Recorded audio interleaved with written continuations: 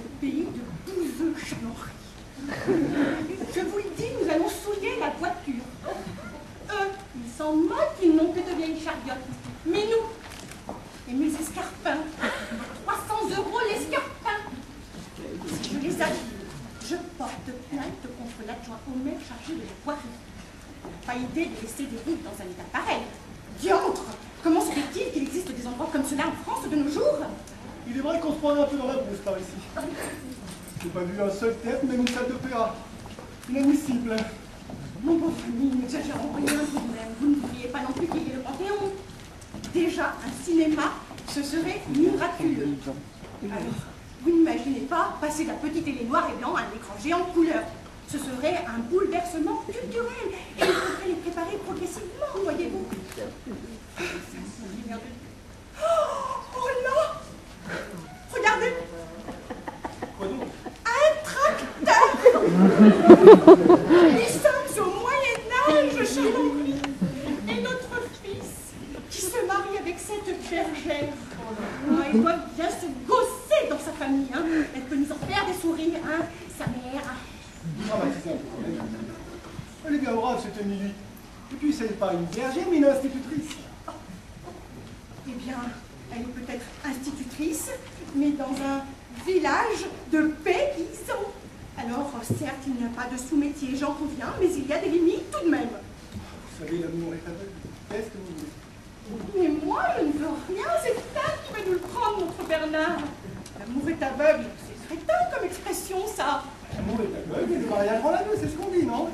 Eh bien, moi, j'aurais préféré qu'il retrouve la vue avant le mariage. Maintenant, c'est trop tard. Vous exagérez tous. Ah bah oui, monsieur il zen, monsieur fait du yoga, monsieur fait du tachychande. C'est encore un truc crétin que les Chinois essayent de nous refourguer. Je ne cherche pas à faire du taille. C'est vous qui me parlez du tai chi chuan. Ah bah sûrement pas. Enfin, je ne sais pas ce que cela veut dire. Et puis, je m'en moque.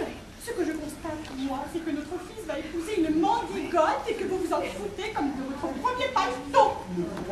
Oh, vous m'énervez à la fin. J'ai dit mendigote comme j'aurais pu dire une malotrue. Enfin, si, il faut que je prenne le dictionnaire. À chaque fois que vous faites une phrase, ça va devenir compliqué, hein. Voilà que vous ironisez maintenant. Eh bien, c'est bien le moment. Notre fils va gâcher sa vie, sa carrière, parce que, croyez-moi, des filles comme ça, je les repère de loin. Je ne sais pas si vous repérez quelque chose avec ce chapeau. Mais n'oubliez pas de noter dans la voiture, ce sera plus pratique pour conduire. Vous verrez. Mon instinct. En plus, je sens qu'au repas de ce soir, nous allons copieusement nous ennuyer.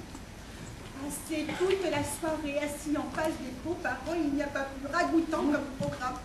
Il faut dire.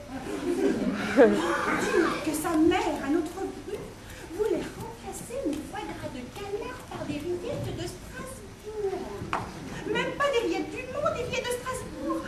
Ils font des rillettes à Strasbourg maintenant? Eh ben non, justement. Mais enfin, c'est un mariage tout de même. Ça coûte ce que ça coûte, on y met les moyens, ou alors on ne se marie pas. Enfin, déjà qu'ils se marient dans un village minable avec des gens minables, si ça ne tenait qu'à moi, nous serions allés au château des Limbourg. Et je vous assure, Charles-Henri, que ça aurait eu une toute autre allure, hein, croyez-moi. Saint-André d'Appion, ça n'est même pas sur la carte. Même le GPS en a perdu son latin. Nous sommes maudits, Charles-Henri. Romain Michel, Manu, jusqu'au bout. J'en mets ma main au brasier. Mon instinct, Charles-Henri, mon instinct. Votre instinct, Geneviève, votre instinct. Mon instinct me dit qu'une fois dans la voiture, vous allez m'enlever ce chapeau, je vous en conjure. Hein, parce que vous n'allez voir que la moitié de la route avec ceci. Eh bien, pour ce qu'il y a à voir, figurez-vous que c'est largement suffisant.